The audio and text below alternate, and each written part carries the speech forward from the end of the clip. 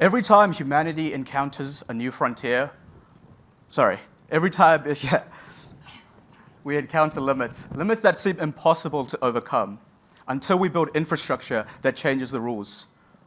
Roads broke the limits of distance, electrical grids broke the limits of local power, and the internet broke the limits of information.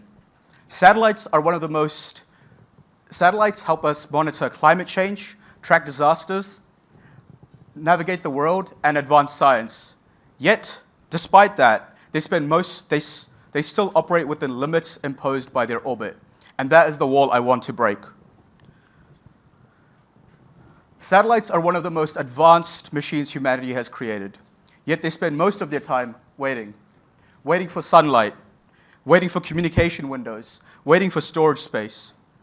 Imagine if your phone could only access the internet a few times a day, or if it stopped working every night until the sun came up again.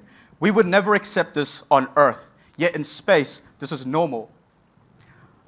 A satellite may fly over a wildfire, a flood, or a disaster occurring in real time, and still won't be able to capture and transmit everything. That's not because the sensors are incapable, but because the satellite itself is constrained. Today, the industry's answer is simple. Launch more satellites. But that just adds more cost, more congestion, more debris, and pressure on an already crowded orbital environment. So the question is, what if we could get more from the satellites we already launch? Introducing the Orbital Power Hub, a new layer of infrastructure in space. Imagine a satellite designed to help other satellites perform better. Positioned above Earth observation constellations, these utility nodes act like service stations in space. They provide two critical services. Number one, supplemental power through power beaming. Nodes can supply energy during eclipse periods and peak demands. Number two, data relaying and buffering. Satellites can offload their data and transmit to Earth at a later time. This allows satellites to spend less time waiting and more time doing useful work. That is the simple idea behind Orbital Power Hub. The goal isn't to launch more satellites, but to get more value from the satellites we already launch. More climate observations and better disaster responses. This is a long-term challenge, but I believe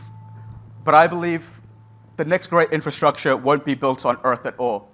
It may be built in orbit. Thank you.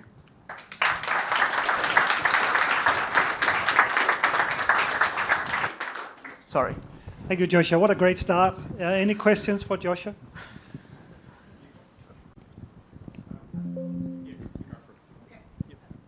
I'm just going to say geopolitics. Yes. How have you thought about how this could be? This obviously would be ideal if it's hugely collaborative. Yes. But how would that be possible? So the idea is to mostly target satellite operators, so people who are trying to get more value from the investments of their missions. So they're already sending satellites into space anyways, so it would simply be a sort of another satellite or a constellation of satellites that are put into space, put into orbit, but their primary is to support the satellites that are already in orbit. What I was been looking at is to put it in low Earth orbit, so not medium Earth orbit or GEO, just because the trade-off between communication and power isn't really worth it. And so most of the target's going to be on satellites within that LEO region. Sure. Really interesting concept. Have you figured out how many satellites one hub could support? You know, there are gazillion satellites. Not yet. This has been just a conceptual phase. Right.